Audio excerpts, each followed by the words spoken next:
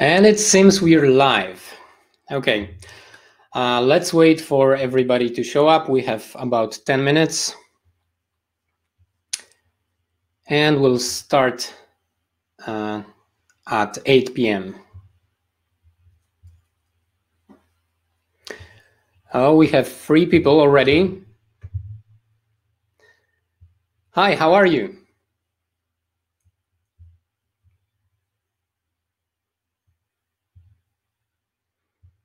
$11 people, nice. Oh, Carl says hi, great. Hi, Carl.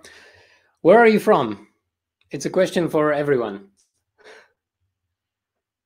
Good, how are you? I'm fine, thanks. Hello from Germany, nice. Mike is from Germany. Carl is from UK. I'm from Poland. I live in Krakow. Tim is from US. Oh, so sorry for for the hour. I'm sure it's not very comfortable for you to be here in your time zone, but I'm glad that you are with us. James is also from US, Greg from Sweden, Oliver from France. It's George or Jorge from Toledo, Spain. Sorry, I don't know how to pronounce the name. Igor from Poland. Morten from Denmark. Fischer Wolf from Germany. I'm sorry for not pronouncing your nickname correctly, but I don't know how to say it. Bokanoid from Netherlands. Daniel from Madrid. Marcel from Germany. Joachim from Norway. Great. So we will start at 8 p.m. So right now let's just talk about some other stuff. So do you own a Commodore 64? Or did you own a Commodore 64?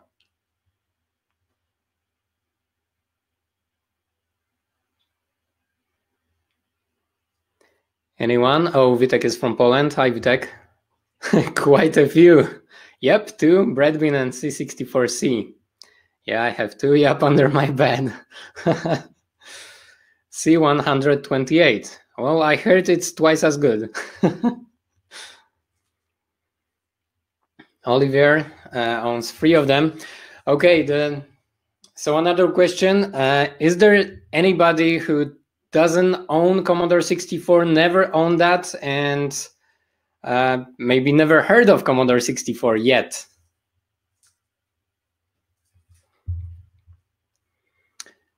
Oh my God, I'm getting jealous. You have so many Commodores.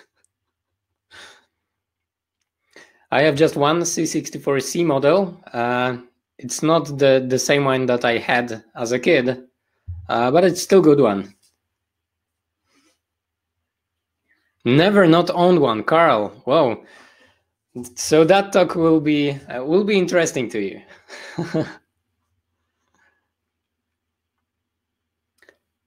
Follow-up question, how the hell did you get here? Is this Bokanite, is it question for me? Mike, your browser does not currently recognize any of the video formats available. Have you tried Chrome or Firefox or Safari? If you're on Linux, then that might be a problem. Unfortunately, I cannot help you if the video doesn't work for you. The replay will be available on YouTube, so I guess that's something. Mike is on Opera. I don't know what to say. Sorry for that. If the reply would have been someone... No, oh yeah. So the question was, how the hell did you get here for someone that never owned C64? I would guess curiosity.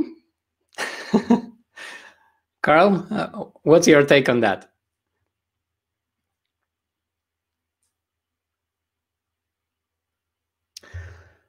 Oliver can't imagine that I never coded the intro and demo.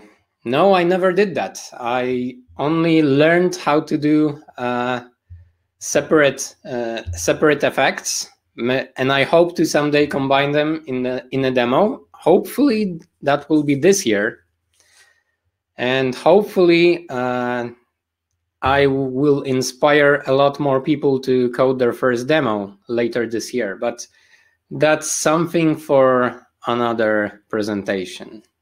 Let this be a secret for now.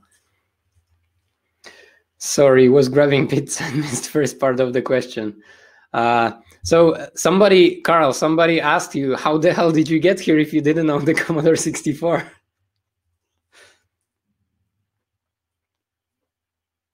Hi, all from Italy. Hi, Nunzia. Sorry if I butchered your name, but yeah, I'm not very good with all names around the world.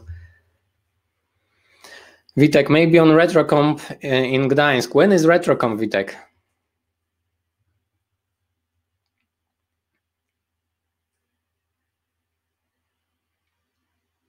Oh, it's correct. Nunzio said that I pronounced his name correctly. That's great.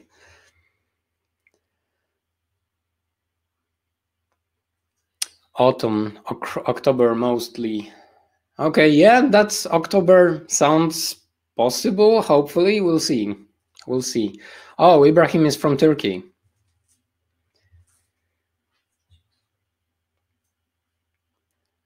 Okay.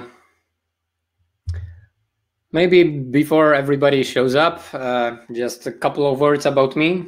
I used to own Commodore 64 when I was really young, but back then I couldn't program BASIC. Like I could only type in basic programs from magazines because there was no internet. Commodore 64 was dying already, so it was not produced anymore.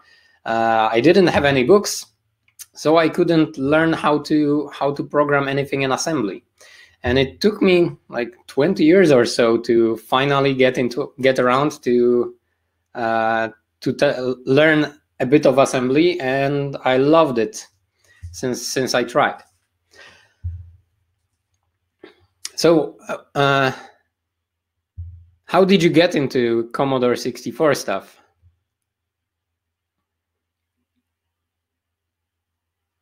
Vladimir is from Serbia. Hi, Vladimir. Great. Sorry if I cannot answer all of your greetings, but there is a lot of information on the chat already. There are already 62 people. 2 more for the perfect number.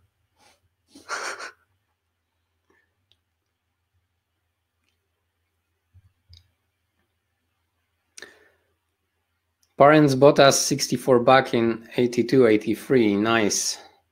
Oh, Louis got his first Commodore 64 like 2 years ago. Nice.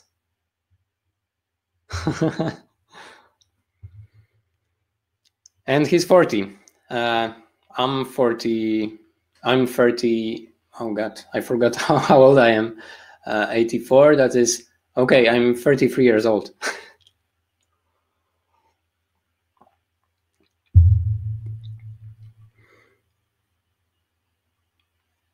Oh, nice. Bokanite said he managed to buy a classroom full of C64s. Nice.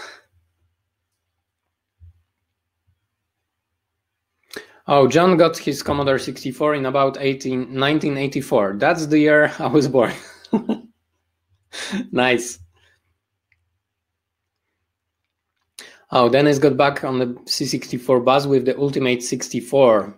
Yes, Ultimate 64 is great. If you don't know what is it, I can show it to you in a second.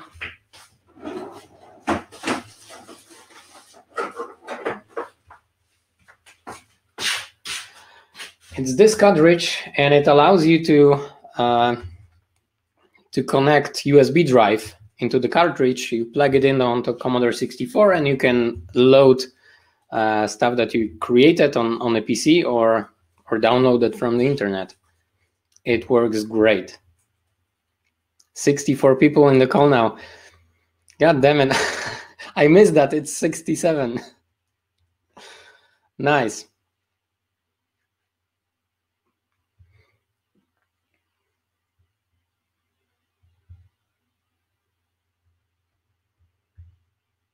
Oh, nice. Rob also got his C64 last year.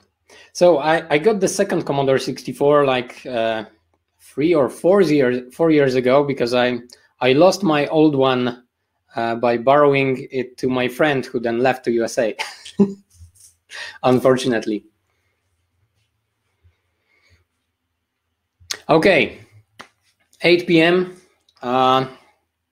Let's give just 1 minute to people who will be late, but then we'll start.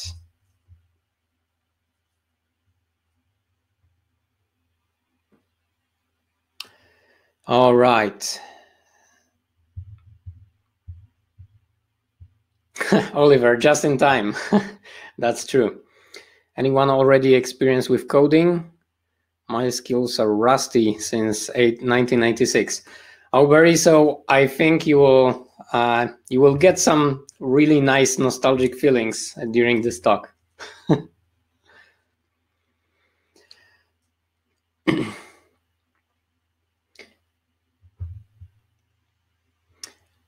All right. Okay, let's start. We're going to talk today about stable raster IRQs, or stable raster interrupts, for demos on Commodore 64. And we'll be talking about Commodore 64.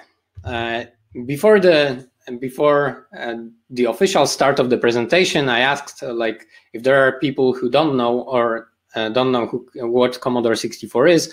There wasn't no one, but some of the people never owned one. So this is how this beauty looks. And it's still the highest selling computer model of all time. It's a big deal. It's still in the Guinness World Record. And this is a really interesting computer. And because it was designed to generate image on an ordinary TV, like this one. Oh, wait, no, not like this one. Not on that TV. Something like this one. So it was designed to generate image on the cathode ray tube, which is type of TV that was the only possible TV to produce some years ago, and it worked like a cannon. Basically, shoot electrons toward your face in a horizontal manner, line by line. And interesting part about Commodore 64 was that the VIC or VIC-2 chip, which was the graphical chip of Commodore 64, was the heart of the computer. And it was really, really important part. That's how it looked like. And it was really important because it gave heartbeat to the brain of the Commodore 64, the 6510 processor. And by heartbeat, I mean the timer of the Commodore 64 was driven by the graphical chip.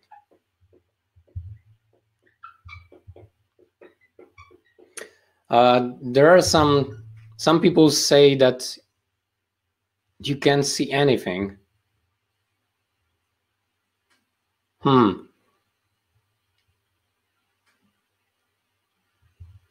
Okay, let me check.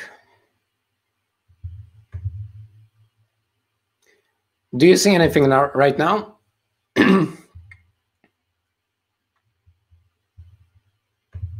Okay, let me turn off the presentation. How can I do that? Oh, let me stop the presentation and start it again. Sorry for that. I will do it in a different way. That's the webinar software is failing me right now.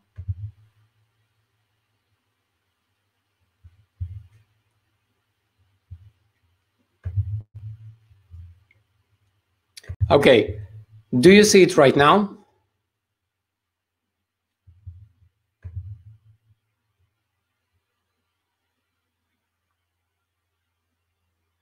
Yes. Okay, let me get back quickly to those slides. Sorry for that. So here is my face again. I hope that you see everything right now. Let me turn the whiteboard on. Maybe I'll be able to draw something on the screen as well. Okay. Do you see me drawing on the screen? Okay. So I'm terribly sorry for that. Okay, I quickly recap that. We'll be talking about Commodore 64, which is this beauty. And the Commodore 64 was designed to generate image on ordinary TV, but not the flat screen TV like we have today in our houses. It was designed to display the screen on cathode ray tube, which basically shoot electrons toward your face in a horizontal manner. And the graphical chip was the heart of Commodore 64 because it provided the timer for the 6510 processor and for the whole computer. So it was actually the thing that gave the heartbeat to the Commodore 64. And the graphical chip was synchronized with the CRT TV. And that was really important because how does the CRT work? It basically displayed image line by line. So first it generated all the pixels in the first line. Well, actually it even generated image for stuff that is not visible on the screen. But once it got there, it generated pixels that are visible to the user. And then it got back and displayed the second line. Sorry, I'll change this thing. Okay. And the same for the third line, and so on and so forth, until it displayed every horizontal line on the screen. And then it got back and did the same process again. And it happens about 60 times per second. Well, actually, no, this is wrong. On NTSC, which is the system used in America and Japan and in some other parts of the world, if you were living in America and you got Commodore 64, it was displaying image 60 times per second. Sorry, there is a typo on the slide. But if you live in Europe, yeah, it should have said PAL. So in America, NTSC was 60 times per second, but in Europe, we had a PAL system which generates image 50 times per second. And so those things, those visible parts of the screen that display pixels, we call them raster lines. And the Commodore 64, so in the PAL system in Europe, we have the PAL system generates about 312 raster lines, and the Commodore 64 is designed to display image this way, if you bought the Commodore 64 in Europe. And each raster line takes about 63 cycles of the processor. Now, NTSC is a bit different. So it has less horizontal lines on the screen. It has like 263 lines, but it has more cycles on each horizontal line. It has 65 cycles. And this is important because usually if you create a demo that works on one system, you need to modify it somehow to work on NTSC. And the same is for music, for example, because music is usually driven also by an interrupt that happens every frame of generating image somewhere usually outside of the screen. And if you have music that was created on a PAL Commodore 64, usually it sounds different on the NTSC version. So VIC2, VIC2, the graphical chip, knows exactly at which line it currently is. It has to know that because it generates the image and it's synchronized with the TV. So it can also create an interrupt for the 6510 processor, like the processor of Commodore 64, and it can generate this interrupt signal on any line. But wait, what's an interrupt anyway? Okay, so let's imagine this is the source code of a program. We have a loop, and we have two operations, like this is the loop. We have two operations. One does nothing, one does nothing, and one jumps back to the beginning of the loop. And the program runs on the, like the processor executes the program, and it jumps to the next line, and it jumps back to the loop, and it continues that until we turn off the computer or reset it or lose electricity or something like that. But at any point in time, the IRQ signal appears. Commodore 64 has two different interrupts. One is IRQ, which is maskable interrupt. The other is NMI, which is non-maskable interrupts, but that doesn't matter for this talk. Let's call them just interrupts. And at any point in time, the interrupt appears, and the processor stops doing whatever it was doing and jumps to the, like fetches first the address of the interrupt handler, and then jumps to the interrupt handler, and then executes whatever it is. And usually it's, when we create a demo, it's some kind of a sweet effect that we created in this interrupt.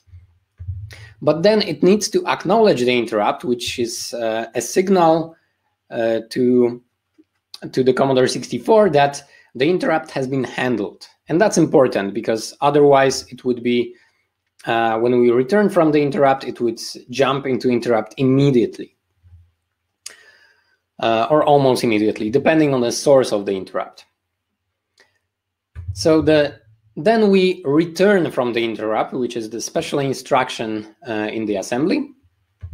And the processor remembers where it stopped. It actually puts the address of the interrupt on this of the previous program counter on the stack, and then picks it up from the stack and continues the operation. So for the program that runs here, it doesn't seem like something happened, because the program doesn't know that. So it's kind of like asynchronous programming, which is amazing, because like the computer is 30 years old, and it allows us to do asynchronous programming, kind of. So it works. And from within this program, we don't know that the interrupt happened, but it does. And the processor handles that for us. So raster IRQs enable tons of cool effects, from raster bars to opening borders to display flea images. And it allows us to remove bad lines, or add bad lines, or do a lot of effects that require to do something specific at the specific cycle of the raster. Okay, so the effects like raster bars, and this is what we are going to achieve today. So there won't be much coding. I won't be live coding today, but I will explain how to achieve this effect, which sounds easy, because like we only need to get to this raster line here, then we need to wait for some time, then we need to change the background color, then we need to change the background color again and again and again and again, and that's it, and call the interrupt again in every frame. So it sounds easy.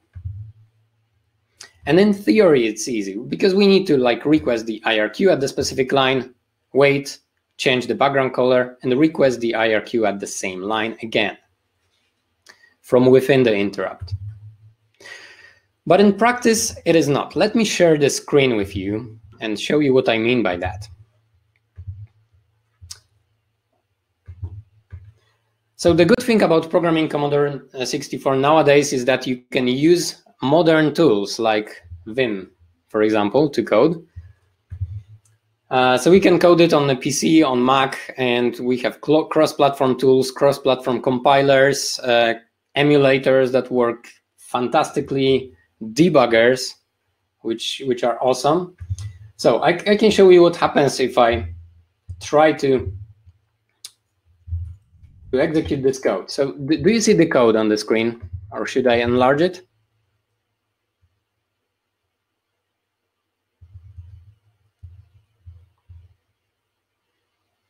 And if that is clear what I said before, or was it obvious? Was it new to you? Did you get some nostalgic feelings already? Enlarge, please. Okay. Oh, let me tell you, I will also change the... Oh, no, it's not the projector, so it should be fine, but I will enlarge it. So here we have the program. So first we set the raster interrupts here.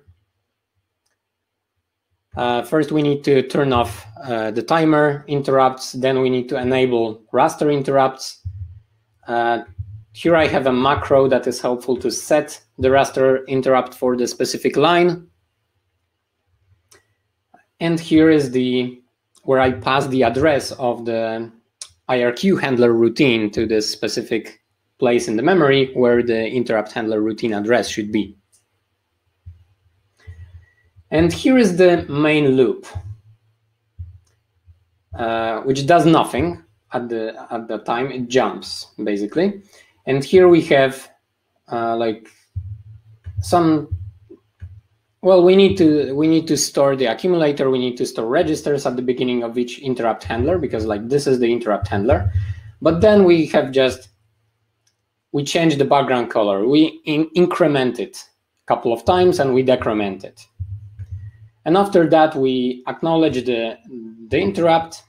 Then we set the raster line to the same one, and then we again reset the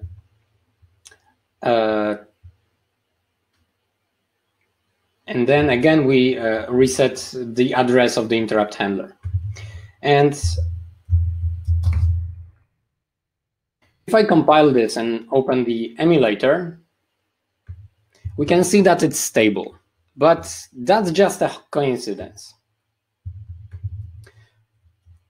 So I won't stop talk at this time. It's just a coincidence. Sometimes it happens that by a sheer luck, the code that you've written tends to be at the same place and tends to be called at the specific time that will not introduce jitter. But whenever we change something in the code or change the loop, we can introduce some jitter. So let me show you extreme case of that.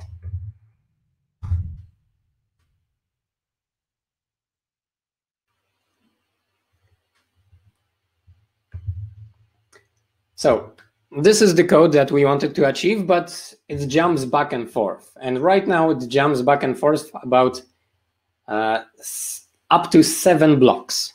And somebody knows why is that?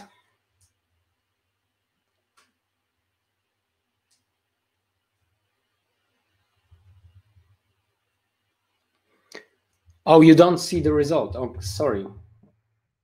So full screen sharing doesn't work with that. How do I? Let me try again.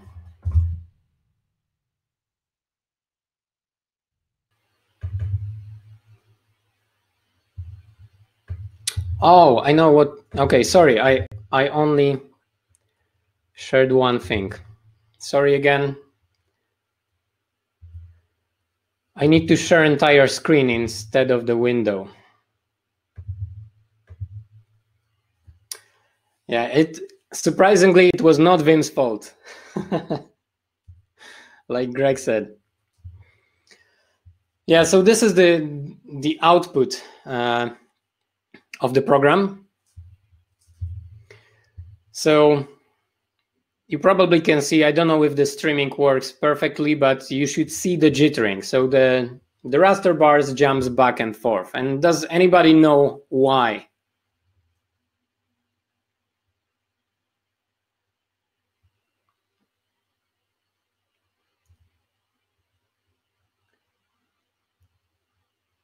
Okay, jitter is visible, we see it.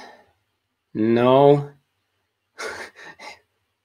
Emacs probably has internal C64 emulator, probably. So Mike says that other IRQ is disturbing. No, that's not the case.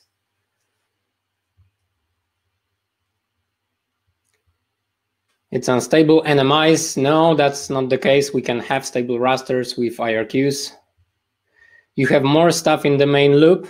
Yes, I do, but sometimes we don't need that. Let me show you an example. Here I have the same loop, but I added a knob in between in the raster bars. And when I compile that, you can see there should be a jitter. Yeah, it's smaller than before, but it still has there. Andreas asks, it's a bad line. Daniel, because emulator is crap. No. Those answers are not correct. Okay, I'll show you the answer because like it's really cool, and the solution for that is even better. Okay, do you see the slides again? You should see them, hopefully. Code execution takes more than 63 cycles. No, that's not the case. That wouldn't destabilize the IRQ. It would just jump into the second line. Okay, slides are okay. So what causes the jittering? If we have main loop that has basically only jumps, if we visualize each instruction as a block, we can see that the instructions take some amount of cycle, and you can imagine that one of those squares is one cycle. So jump instruction takes 3 cycles, at least this absolute jump. And IRQ can happen at a different moment. So it can be at the beginning of the instruction, it can happen like 2 cycles, and in the instruction 1 cycle, or at the end of the instruction. And depending on that, it can take some time for the processor to stop doing whatever it was doing and then jumps to the interrupt handler, because it doesn't do that immediately. And that's the whole problem. It's basically a design flow of the 652 and 6510 processor, but unfortunately it works that way. So if we have the IRQ at the first cycle, the processor needs to finish the currently running instruction. So the interrupt will start 2 cycles later. If the interrupt starts at the beginning of the instruction, well, then the interrupt will start at the end of the instruction, so 3 cycles later. And if the interrupt happens 1 cycle before the end of the instruction, the processor needs to finish this instruction and then finish the other one first. So for jump instruction, it can have like up to 4 cycles of delay. And it can be better, because like if we happen to land on a knob, then we have just 2 possible cases. Like IRQ can land on the beginning, on the first cycle, or at the end of knob. So it can the jitter when it comes to knobs can take like 2 cycles or 3 cycles. The problem is with if we have more different different instructions, like incrementing something in index mode can take like 5 cycles or more. BMI loops can take 3 cycles. So depending on where the IRQ lands, it will take like a seemingly random number of cycles of delay. So it's basically, if this is sheer luck, kind of, it's not totally random, but like on the emulator is never random. Probably on a real machine, it might be close to random. So maximum number of cycles seem to be 7 cycles, but I've seen on some forums that some people claimed that in some weird cases they can see up to 8 cycles of jitter. I don't know how to achieve that, but maybe it's possible. Yeah, well, what a crap CPU, Barry said. Well, that's kind of true. So at least it was cheap, and it was used in a lot of computers. So, for example, on Atari programmers have it easy because there is an instruction. The graphical chip is better designed than Commodore 64 one, at least from the programming point of view, because we can issue an instruction to the graphical chip on the Atari to synchronize the interrupt. And when we do that, the graphical chip takes all the effort of synchronizing that and gives us the stable interrupt start, which is great. On Commodore 64 we can do it, but we have to do it by hand. So the method I'm going to show you today is really interesting one, because it takes 2 steps. First, we will minimize the jitter to just 1 cycle. On Atari 2600, there is no interrupt. Of course there is, but you can easily synchronize it to the beginning of the frame. So we need to minimize first the jitter to 1 cycle. So if we manage to do that, we'll be halfway there. And then the second part will be get rid of the 1 jitter. So how to minimize the jitter to just 1 cycle? Well, we just need to ensure somehow that the IRQ signal happens on NOP operation, because it can take, the delay will be either 2 cycles or 3, so the jitter will be just 1 cycle. And the basic idea is that we need to, at the beginning, we need to request an IRQ on a raster line that we want to start our effect. But in the handler, we do something interesting. And it's really clever. When I read about that, I was amazed. We request new IRQ for the next line. So we start here. Let's say this is the raster line that we are currently here.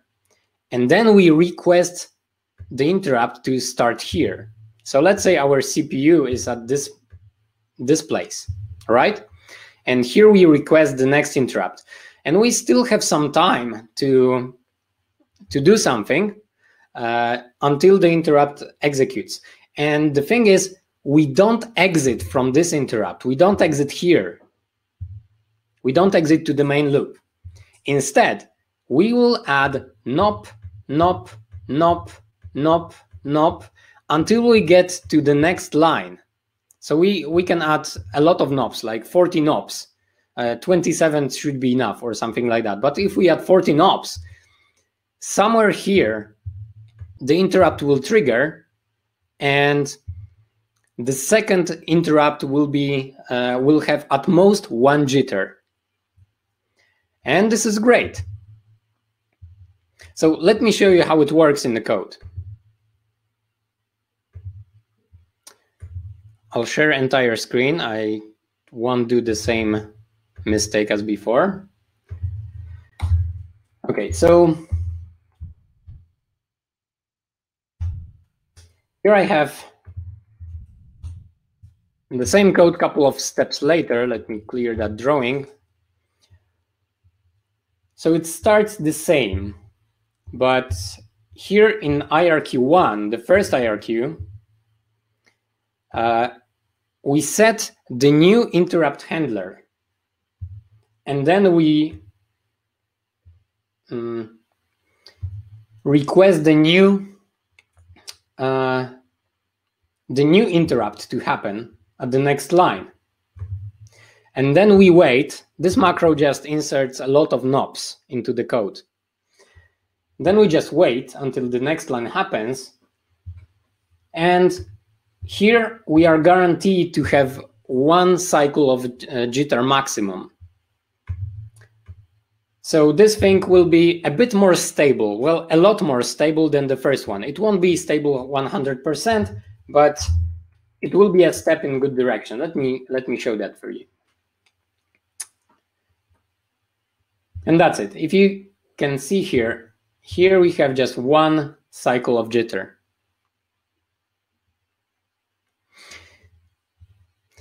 And it doesn't matter if whatever you do before that, because we guarantee that the second interrupt, will land on a knob.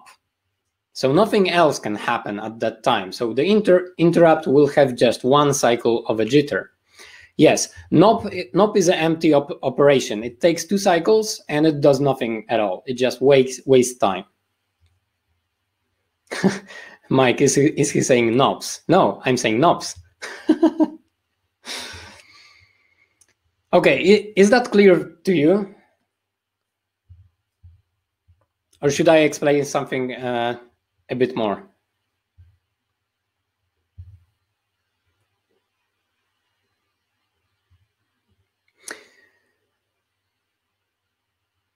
It's clear. Oliver asks, if instead of using knobs, can't we take advantage of this 27 times 2 cycles to compute something? Yes and no, not all of them. Because we have this 7 cycle jitter, we can take, let's say 40 cycles to do something, but then we have to start doing knobs, because like if we miss a cycle, we could land, the IRQ could land on this this calculation that we've been doing, and that wouldn't be a knob, that wouldn't take 2 cycles, and that would not guarantee the one jitter. And the guaranteed one jitter is really important for the next step. Barry, using those macros won't help the newbies, I'm afraid. Yeah, unfortunately, but I will give you the source code after the presentation. I will send it to you, so everybody will have the whole time for analyzing it. So yeah, if you want the version without macros, you can find it on Codebase 64. It's a website that has a lot of explanations. Mauricio, summary, you are changing the jitter from 0 to 7 cycles to 0 to 1 cycle because you only use a 2 cycle instruction. Yes, exactly, that's it. Okay, let me continue. Sorry. Okay, so now how to get rid of the 1 cycle jitter. So the first part was clever and interesting, but this part just blew my mind.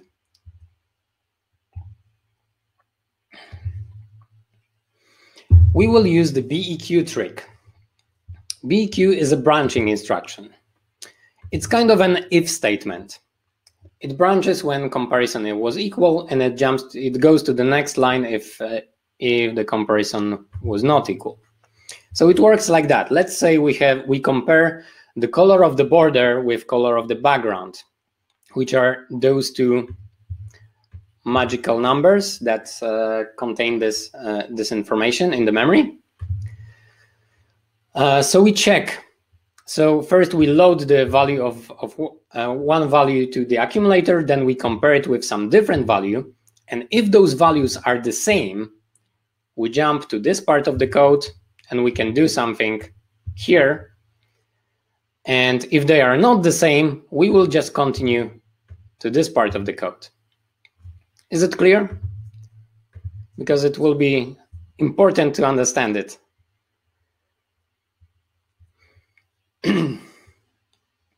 So yes, it's clear. Okay. And so this path, if we don't take the branch, so if the condition says that those values were not equal, we just go to the next line. And this is cheap. In this case, the BQ will take 2 cycles. This operation will take just 2 cycles. Oh yeah, I written inequality in both of them. Okay, this one is not equal. This one should be equal. Sorry for that. That's a typo. equal, not equal. So if they are the same, we will jump here, and this is more expensive.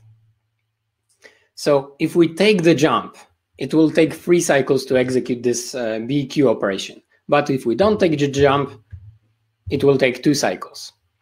And that's interesting. That might give you some idea.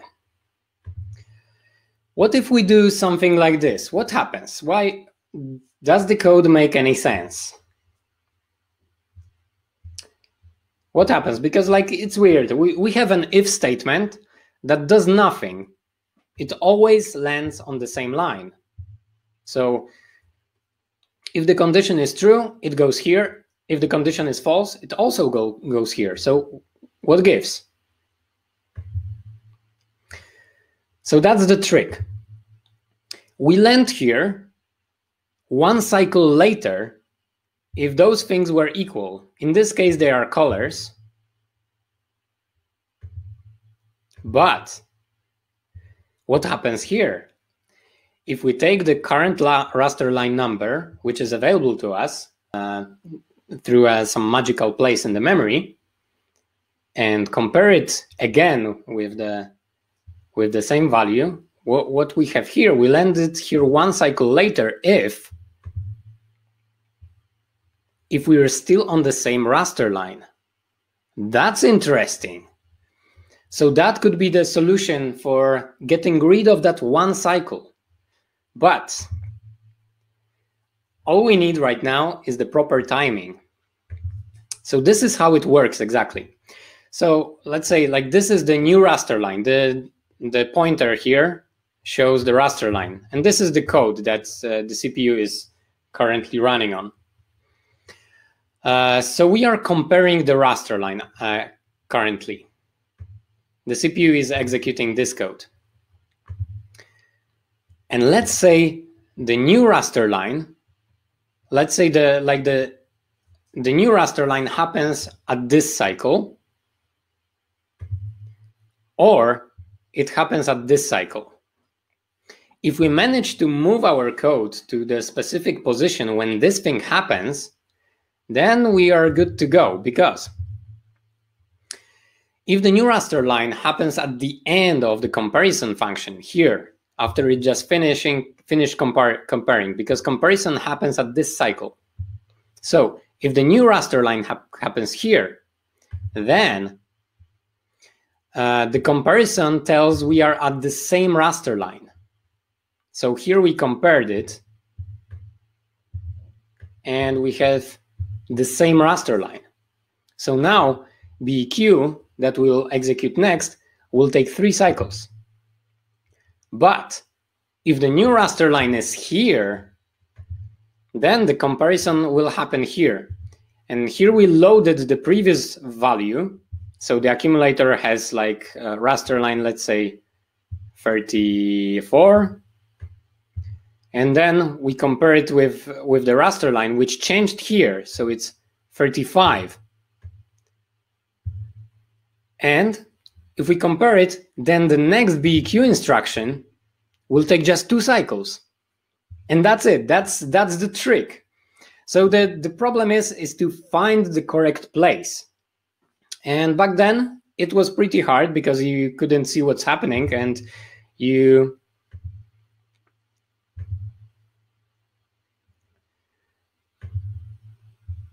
could only like try it, and if it worked, it worked. But right now we have like really cool emulators and really cool debuggers, and I'm going to show you one in a second. So let me turn off this emulator. So here I have the stable raster, and I need the PAL version.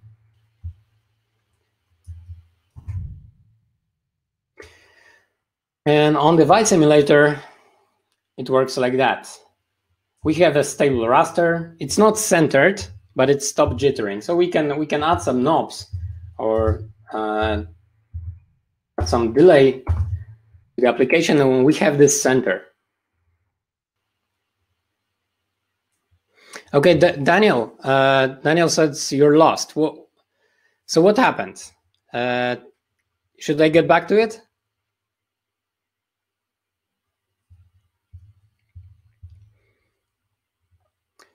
Maybe if I write, if I like explain it like that.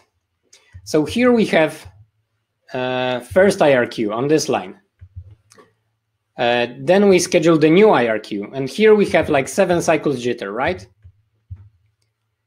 Then we schedule new IRQ, and here we have like 1 cycle jitter. And then we need to wait, like put a lot of knobs here, like knob, knob, knob, a lot of knobs, and we wait until the, sorry, that should be straight line, until we reach the end of the current raster line. And we need to put our code in such way that the comparison function has its last cycle. The last cycle of comparison function should be executed on this line. And then if that happens, the next branching instruction will add a cycle if the IRQ happened here, and it will not add the cycle if we cross the border. So basically, let me write it again. So we have 2 different conditions. Here we have comparison function, and let's say this is the end of the line. We end here, and here we start new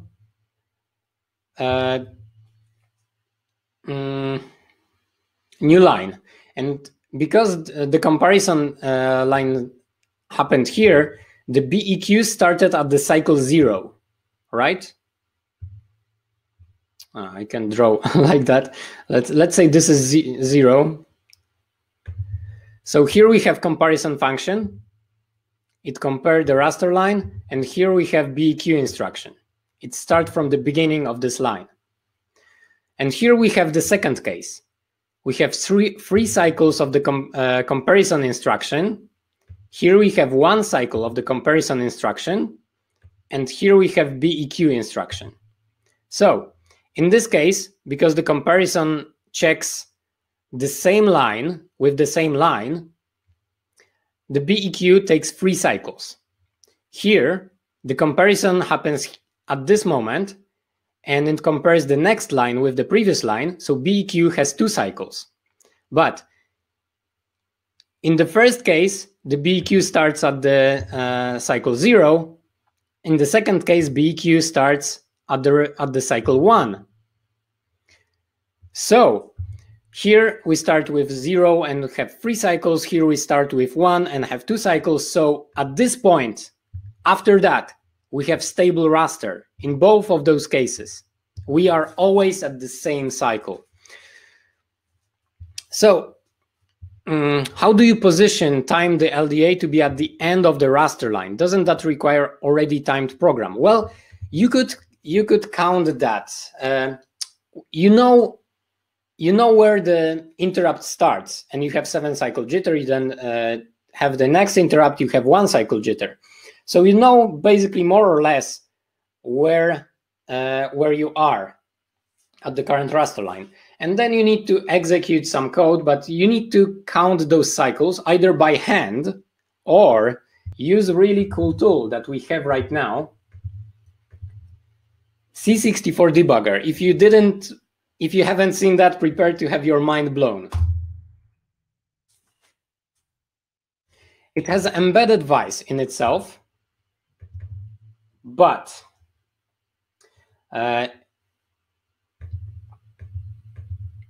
here it has memory map. Here it has disassembly.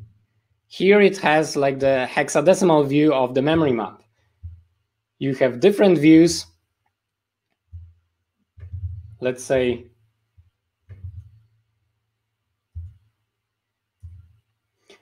you can see sprites here.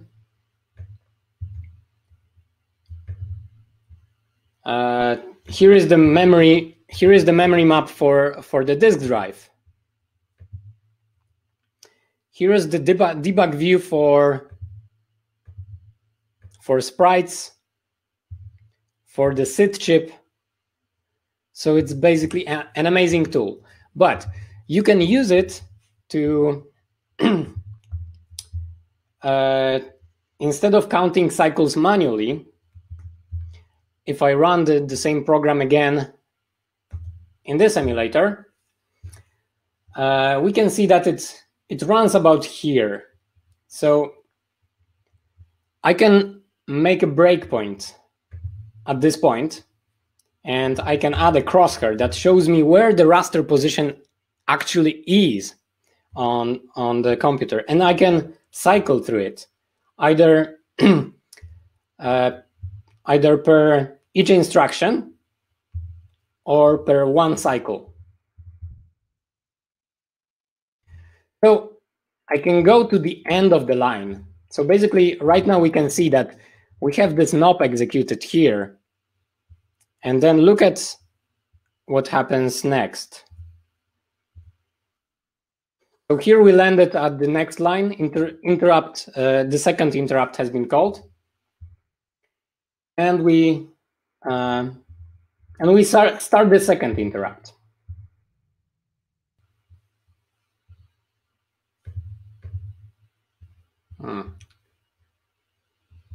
What happened? Okay, it might be a possibility that the debugger has some bugs at the current version. So let me add a breakpoint here. So, okay, we are here in the second interrupt. So we are executing NOPs, right? And here we have, at the top of the screen, you can see this VC and CC numbers. And that tells me at what cycle I am at the current raster line. So if I know at which raster line the line changes, I can do it. By trial and error. Basically, I can go back to the same place and try to add a NOP maybe, or add a free cycle instruction here and try to find this place. And that's basically how you do it.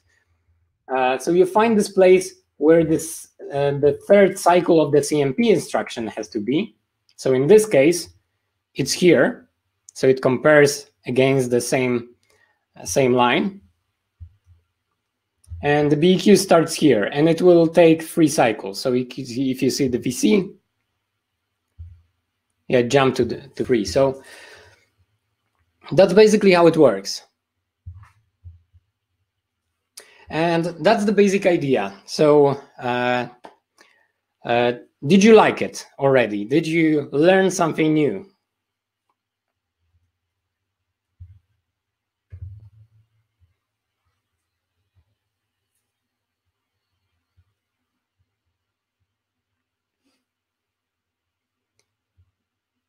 Rob says that debugger is awesome. Never spent any time with it yet. Oh, man, you will spend a lot of time with it. I guarantee that. It's awesome.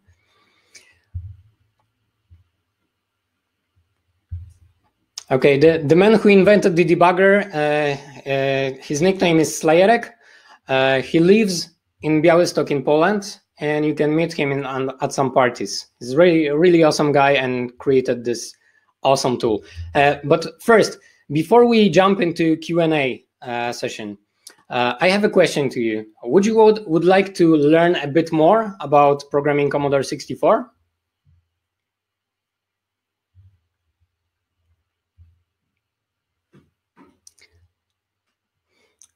Yes, I will be doing more webinars, of course, very much so. Okay, I have something that I'll be honest. I will try to sell something to you, and I think it will be something that you will want to get it. But if you don't want me to sell anything to you, just tell me and I won't.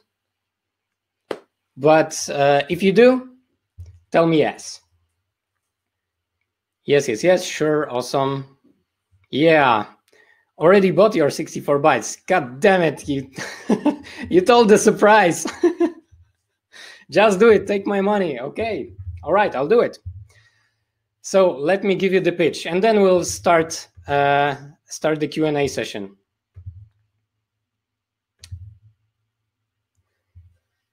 Okay, so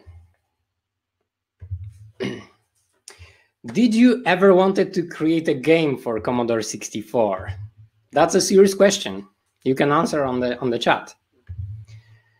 Or a demo.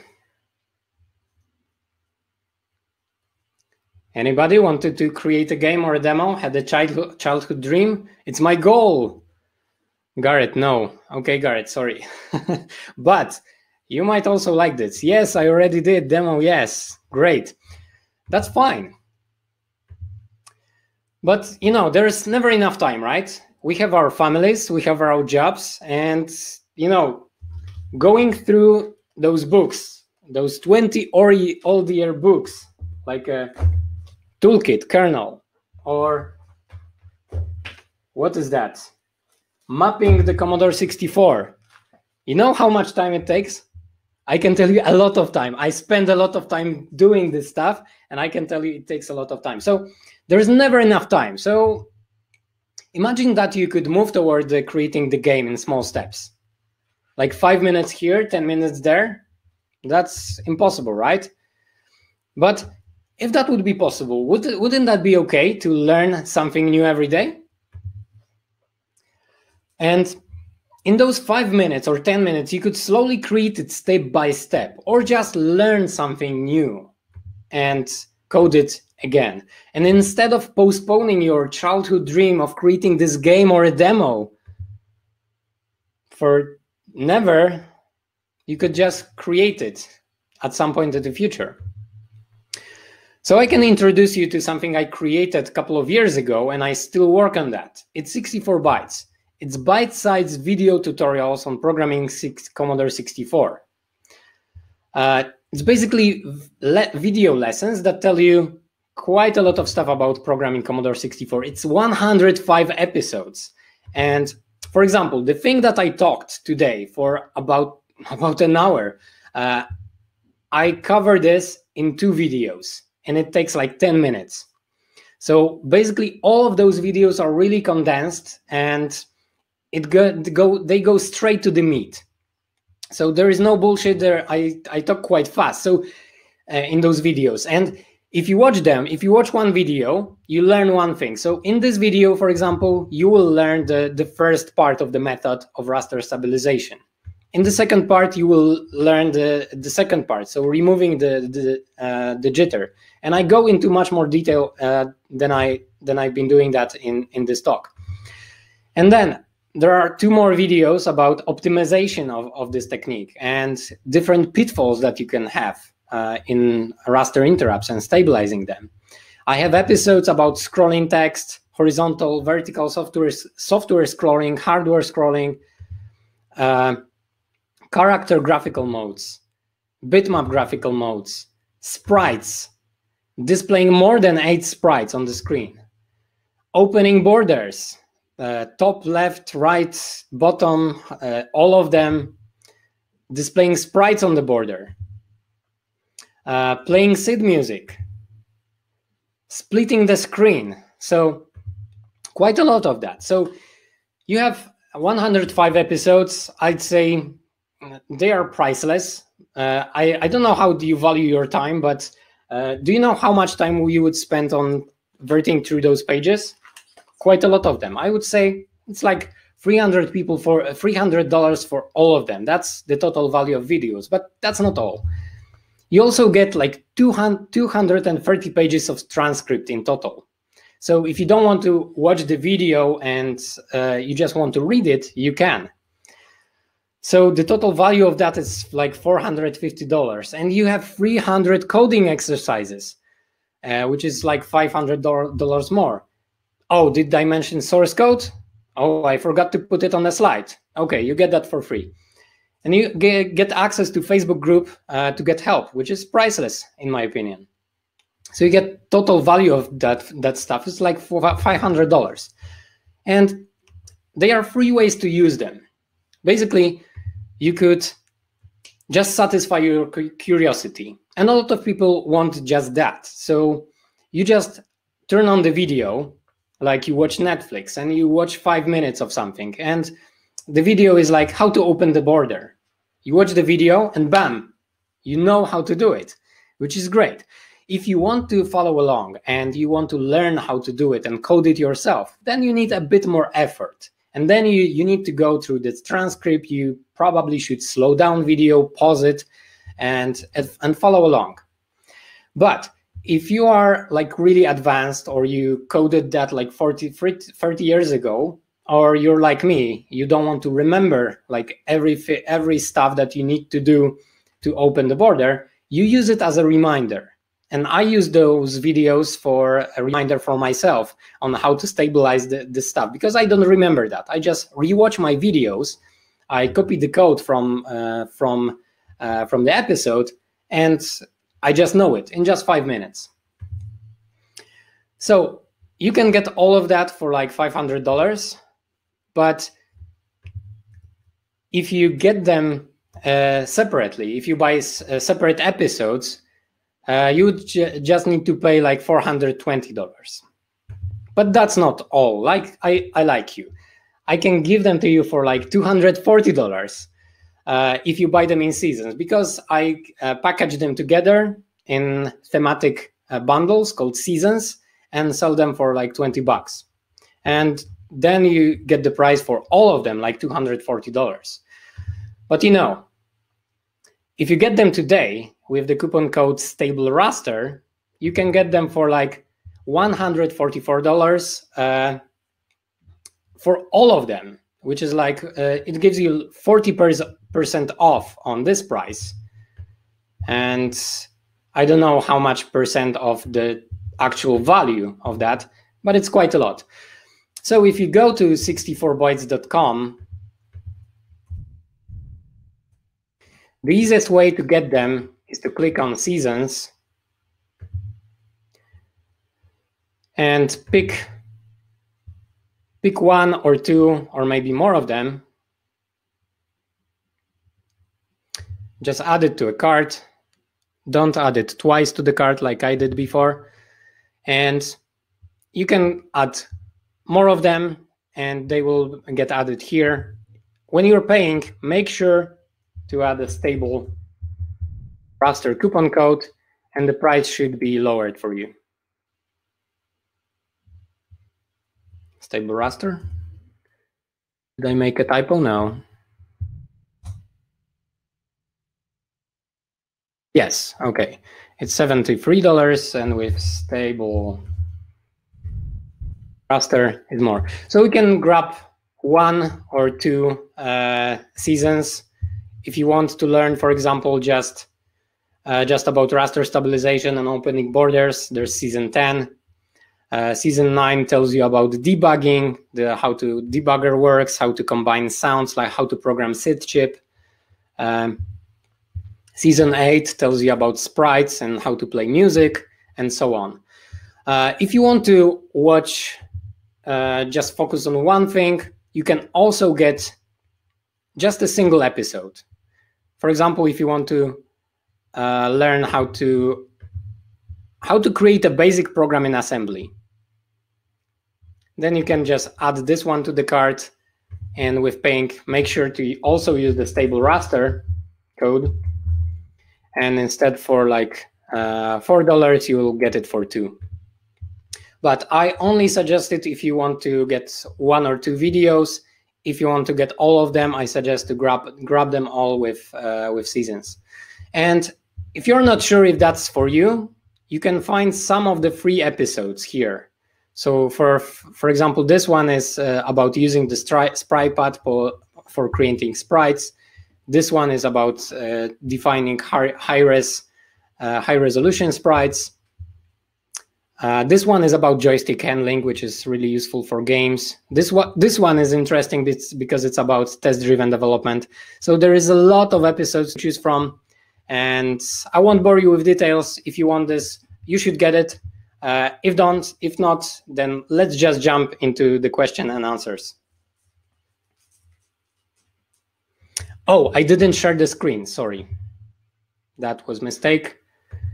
Let me do it right now. Whoa, that was a mistake. Not this screen.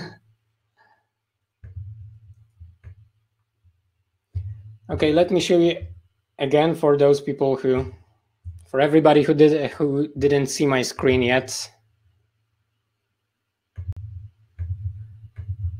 Okay. Sorry for that.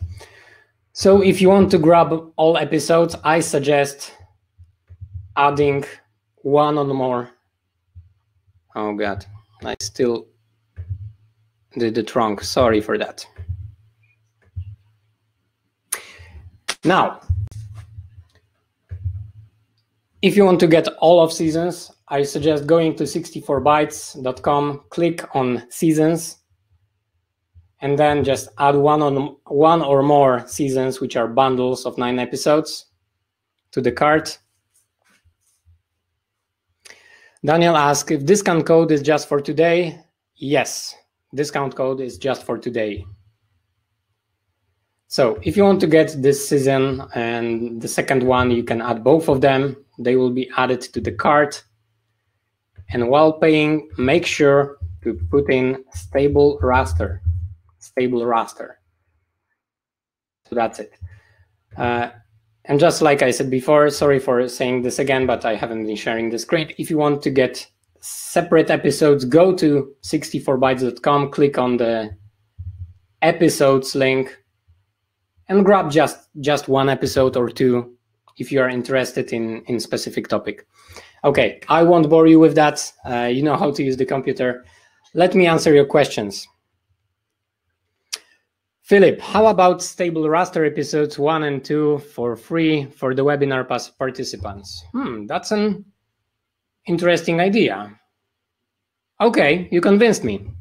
So everybody who is on the list will receive the free episodes, but I will need to prepare the special coupon code for that, so expect it tomorrow. How to add more than one season in the basket? Just like I showed you, seasons. Wait until the website loads correctly, because if not, it will probably move you to the external shop.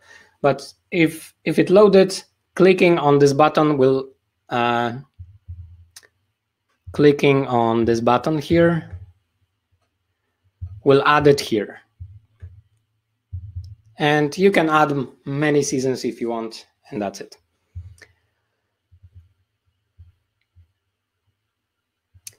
Michal, what's planned for the next seasons? Can we expect to go into more details about specific effects using demos? Yes, I do plan to create more episodes about demos, but I will need to finish the season 12 first. So if you buy it, you will get those 6 episodes, and the remaining 3 will be sent to you free of charge once I finish them.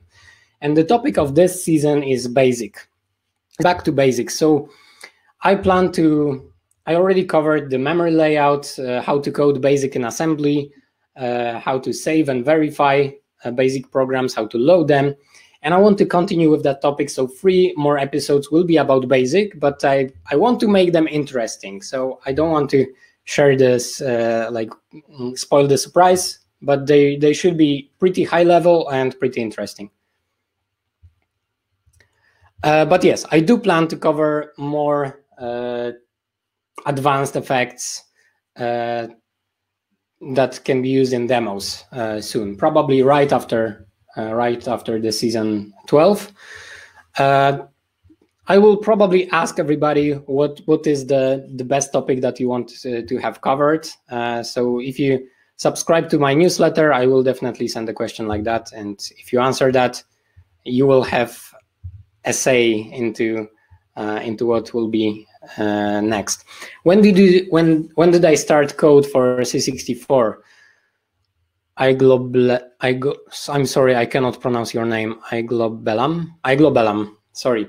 When did you start? I started typing programs in BASIC when I was really young, but I started going into assembly in 2014. I jumped straight into assembly and decided to teach whatever I learned. So I didn't know anything when I started, but then I went through all those old books. I went through all those forums that are there. I went through Codebase and learned all those topics, how to open the border, how to display sprites. And basically, once I learned them, I created a video for each of those things. Raphael asked, what do you suggest for a beginner? I'm relearning BASIC after 32 years break. Yeah, I don't want to toot my own horn, especially because I only cover basics of BASIC. So 64 bytes starts with a couple of things in BASIC. How to create for loops, how to use pick and poke, how to read data. But then I jump straight to assembly because this is where the fun part is. So if you want to start with 64 bytes, I have good news for you, because the episodes, if you go from the very first one, they go in a logical order. So for example, I don't show how to open the border before I show how to scroll the text, because those two are correlated.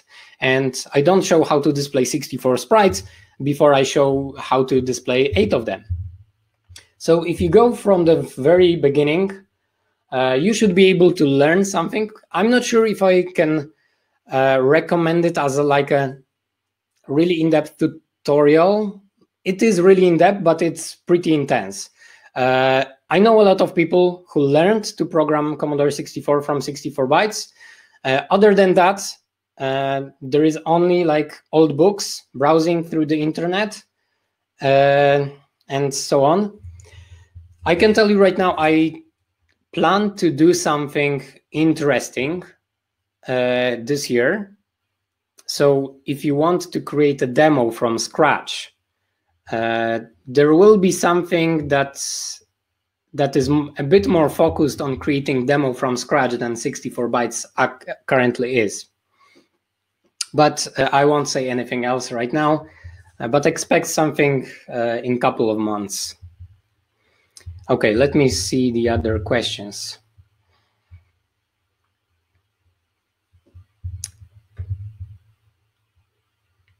Did I understand correctly? You began ASM coding in 2014. Yes, that's true. Oliver, how did you learn Kick Assembler? There is no really tutorial available on the web about KickAssem. From the manual. I'm a programmer. That's my day job, so that was not that hard for me. If you don't program anything else, then jumping into assembly might not be the easiest thing to do. But on the other hand, I know a lot of people who started programming in assembly, and that's a pretty good thing. That's what we did 20 years ago. So it's not that hard. Did you start with the Butterfield? Alp Tekin Sunny, could you tell me what is Butterfield? Is the discount incorrect, Barry? It should be correct. If it doesn't work for you for some reason, just send me an email after the presentation and I'll fix it for you. But check for a typo or refresh the web page. It should work. Joachim, will I be able to rewatch this webinar? I hope so. It should be already recorded on the YouTube, and you should get an email tomorrow about the replay. A good idea would be if you make your own intro, you could make an episode to show how to make a demo from scratch until the end. Oliver, that's something that might happen in the near future, but I won't say anything more than that. When did you start the code? That's already answered. What do you suggest? Do you have an episode on the Droste effect? No, I don't know what the effect is. Could you go into more detail?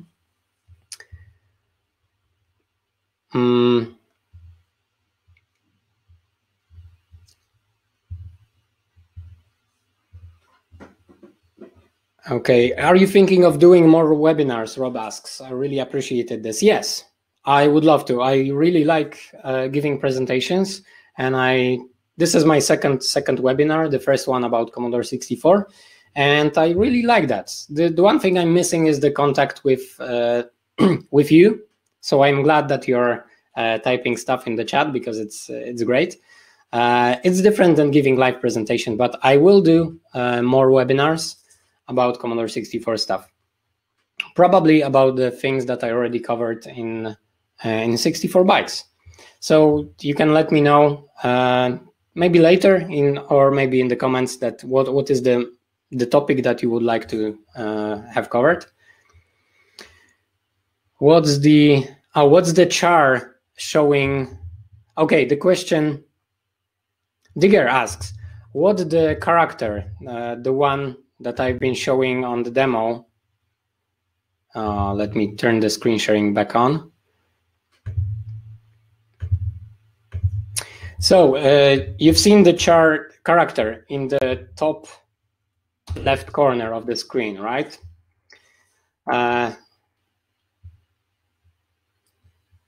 So yeah, the character, this one, it doesn't do anything. It just shows that the effect, that something is happening. So because I could just show an image, a static image, and I would say, oh, I stabilized the raster. But no, something is happening. The screen is updating, so the raster is stable. That's my silly idea for this character. Okay, what other stuff you ask for?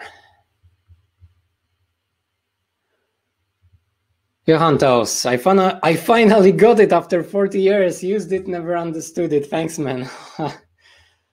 You're welcome. I'm glad to hear that. Yeah, I'm moved. Mauro asks, I don't understand what happens if the raster line changes in the first cycle of the 4-cycle comp instruction. Oh, if the raster line changes in the first cycle, it doesn't work for us, because that's too early, and because we will miss the exact moment when we need to check it. The trick is to check it at the 3rd cycle or at the 4th cycle, and basically either the comparison instruction goes to the 2nd line and the branching instruction is shorter, or the comparison instruction stays at the same line and the branching is longer. Rob says, lovely, inspired to play this weekend. That's great. I'll send you the source code. Well, yeah, I already committed to that, so I'll send you the coupon code for the free episode. So you will get the source code, the transcript, and the videos. And I get into a bit more detail in the video. Okay, let me see if there are any new questions. I'm a bit of a traditionalist. I'd like to have to learn how they calculated the raster line back in the days with PAL and ESC resolution, CPU, and not having debugger. And bedlines haven't been covered at all. That's true. Bedlines haven't been covered. I covered them in the fourth video of 64 bytes. What happens if you land on the bedline? How do you handle that? And yeah, if you prefer to do it by hand, well, be my guest. In the olden times, people just did it by guessing. Basically, you compile the program, run it on Commodore, it worked. Yes. Then you've tried to figure out why, and so on. Have you ever written a 64 game? Yes, I did. It was a bit kind of a silly game created for a game jam in Krakow. You basically was a zebra that escaped through a zoo. The interesting part of that game was that it used the effect of splitting the screen. So that was the thing that I used 64 bytes for myself, because I have the episode of splitting the screen. So I used this episode. I copied the code from the episode. I copied some other code for the joystick handling, and basically I had half of the thing ready for the game.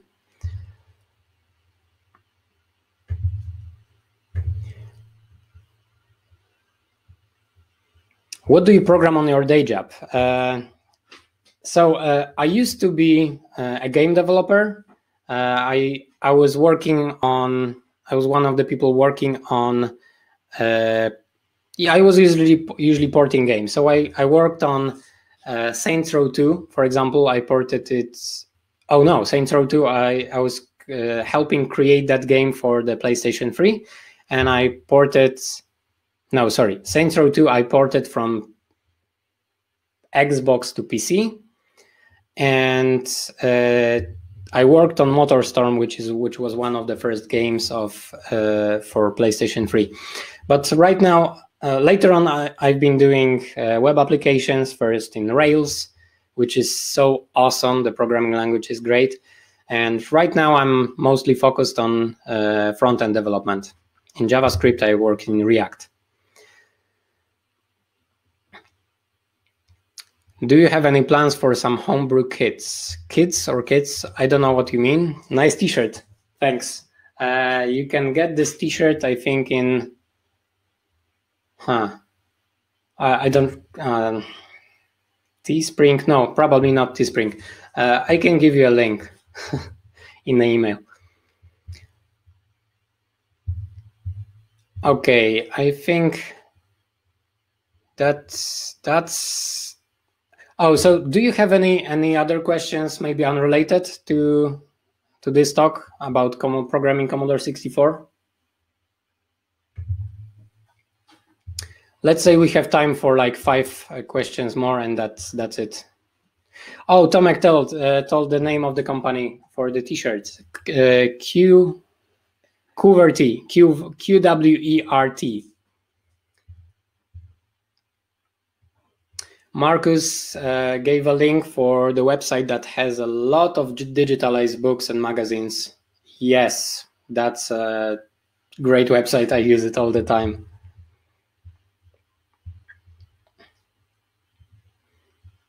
Yes, Mauricio says Visual Studio Code has a kick assembler extension. That's true. Visual Studio is awesome. I use Sublime in all the 64 bytes visuals. I use Sublime because there was no Visual Studio back then. But if I would start today, I would use Visual Studio.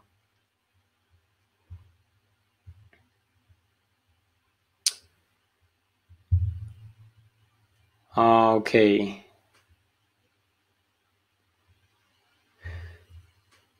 What is the airspeed velocity of a Northern Swallow? I think about 20. Any other cool nerdy interests about retro computers? Well, not sure. I like to do. I have a hobby of doing stuff in wood, but so basically woodworking. I'm a really beginner at that, but it's a really great hobby if you don't want to do something specific to coding. Any plans for Amiga coding? I would love to. Probably not this year, but it will happen. It will happen. Most likely. Would a kick-ass macro set for all those routine be available to buy? No, I will give it to you in the email tomorrow when I will send you the episodes. So those macros are just it is just one file that I use for different macros. C64 bytes Slack channel. That's a good idea.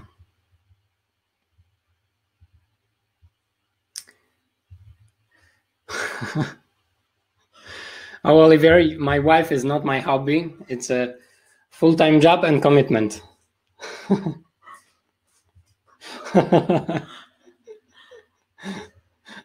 She's laughing at your joke right now. So I also want to thank my wife because she's handling the comments right now. She's filtering the questions from all the noise on the chat for me. Thank you, Natalia. Welcome. Have you tried to code on Game Boy? Not yet. It might happen someday. It is interesting. Probably I will touch NES first because it has the same processor, and probably Atari first, because it also has the same processor.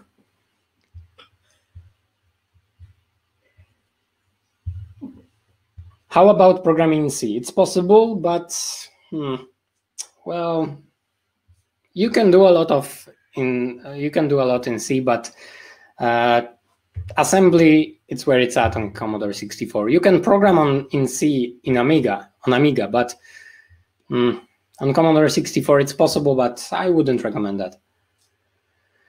What gave you the idea of learning to code on C64? Did you have one as a kid? Yes, I had one as a kid. My grandpa bought me one, and I didn't know how to load a game on Commodore 64 because I had a different cartridge than my friend. I had a black box. My friend has Final 3, which was a graphical interface.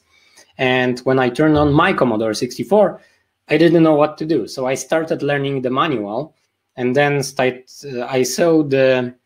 I've seen the code, like 10 print Commodore 64, 20 go to 10, and I was amazed. I started programming. Well, not programming, but typing, but that what started my career as a programmer. And I always wanted to create a game or a demo, but to do that, you need to learn the assembly. And always wanted to learn the secrets behind the effects, because they look magical, and some of them almost are. What language did you set is so awesome for web? Ruby on Rails. If you do some backend stuff for web applications, I can recommend Ruby, because it makes every programmer happy. It's not as efficient as C, for example, but it's designed for happiness for programmers. It's great. For understanding, using this code is only necessary for the first stable raster line. All following can be timed by counting cycles. Yes, that's exactly true, Mike. Any Vim plus kick assembler setup hints? Not really. You can find my dot files on GitHub. You can find me as Michal T. I can type Michal T on chat.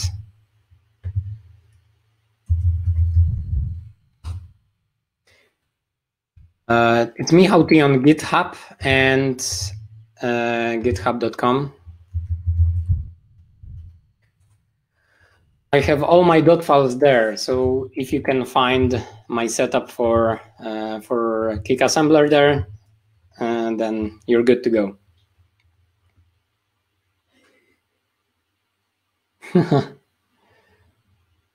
My kids watch this right now, wondering what are you doing, Papa? Well, you should show them what Commodore 64 can do. Maybe they will like it as well. Okay. So I think we'll wrap it up. If you have any more questions, you can find me on Twitter. So let me give you some links. So basically, I'm Michal T, MEHOWTE on twitter.com. You can also mail me at michal@64bytes.com and so on, or you'll find all other details at 64bytes.com or on the internet. If you Google me, you'll find me. So if you have any more questions, or if I missed some questions, just email me, and I will take a look at the chat after the webinar, and I will send the answers in the email, probably the day after tomorrow. We'll see. I'll try to do it as soon as possible. And I will send you those free episodes along with the source code and slides from this talk tomorrow.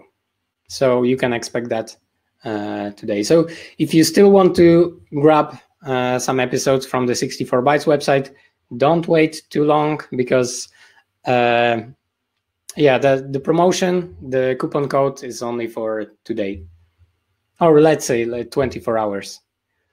But yeah, if you're still not sure if you like it, check some free episodes on the website.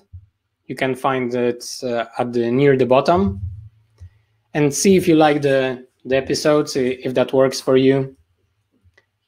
So here's the episode about raster interrupts, which is like one level below what we've been talking today. So if you want to know the specifics of how raster interrupts work without stabilization, you can watch this episode and see if the series is good for you. Okay, that's it for today. Thank you for attending. It was great. There were so many people, so great questions. I love the atmosphere here. Thank you so much, and see you next time. Or as I end each episode, see you soon.